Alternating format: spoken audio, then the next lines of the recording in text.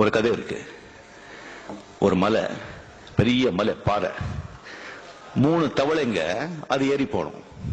3 தவளைங்க ஏறி போனோம். கம்ப்ளீட் அங்க தேன் ஊடி இருக்கும், பாம்பு இருக்கும், தேள் இருக்கும், பல்லு இருக்கும், எல்லாமே இருக்கும். போறது ரொம்ப கஷ்டம்.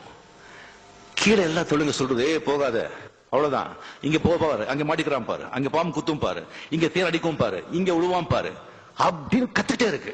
கீழே ஒரு 500 அடி வச்சுங்களேன். அந்த மலை 100 அடிக்கு போச்சு. ஒரு ஃப்ராக் வந்துருச்சு 100 அடி. இன்னும் ஒரு 300 அடி இன்னொரு ஃப்ராக் விழுந்துருச்சு. இன்னொன்னு போயிட்டே இருக்கு. எல்லாருக்கும் ஆச்சரியம், என்னடா போயிடுச்சு, அந்த மலைய தொட்டுடுச்சு.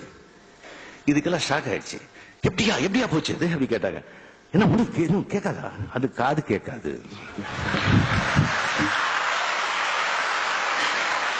இது அந்த தவளை காது கேட்காது.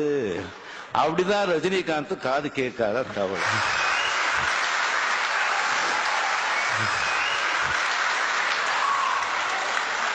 இது எனக்கு என்னமோ ஞானோதயம் நான் கண்டுபிடிச்சது கிடையாது.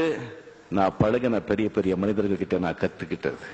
Sivaji sir, NTR sir, Rajkumar sir, இங்க உட்கார்ந்துருக்காங்க பாருங்க, கலைஞர் சார், அவங்க எல்லாம் பிராக்டிஸ் பண்ணிட்டு இருக்கிறது. எது எடுத்துக்கணுமோ அதை எடுத்துருப்பாங்க, மிச்சது விட்டுடுவாங்க. போட்டாலும் சரி, தூற்றுனாலும் சரி.